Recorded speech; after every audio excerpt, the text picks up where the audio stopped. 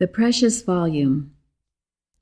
The first edition of my most important work, Science and Health, containing the complete statement of Christian Science, the term employed by me to express the divine or spiritual science of mind healing, was published in 1875. When it was first printed, the critics took pleasure in saying, "This book is indeed wholly original, but it will never be read." The first edition numbered 1,000 copies. In September 1891, it had reached 62 editions. Those who formerly sneered at it as foolish and eccentric now declare Bishop Berkeley, David Hume, Ralph Waldo Emerson, or certain German philosophers, to have been the originators of the science of mind healing, as therein stated. Even the Scriptures gave no direct interpretation of the scientific basis for demonstrating the spiritual principle of healing, until our Heavenly Father saw fit, through the key to the Scriptures in Science and Health, to unlock this mystery of godliness. My reluctance to give the public, in my first edition of Science and Health, the chapter on animal magnetism and the divine purpose that this should be done, may have an interest for the reader, and will be seen in the following circumstances. I had finished that edition as far as that chapter, when the printer informed me that he could not go on with my work. I had already paid him $700, and yet he stopped my work.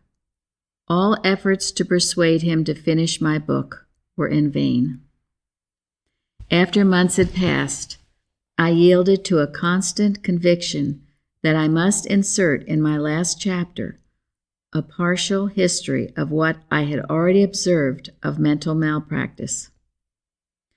Accordingly, I set to work, contrary to my inclination, to fulfill this painful task, and finished my copy for the book. As it afterwards appeared, although I had not thought of such a result, my printer resumed his work at the same time, finished printing the copy he had on hand, and then started for Lynn to see me. The afternoon that he left Boston for Lynn, I started for Boston with my finished copy.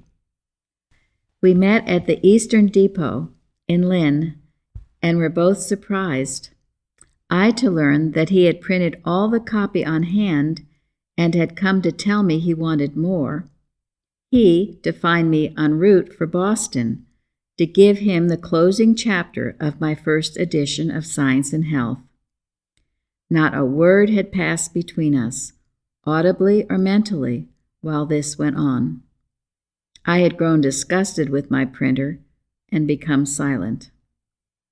He had come to a standstill through motives and circumstances unknown to me. Science and Health is the textbook of Christian Science.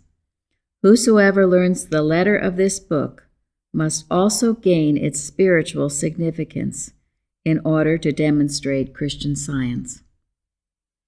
When the demand for this book increased and people were healed simply by reading it, the copyright was infringed.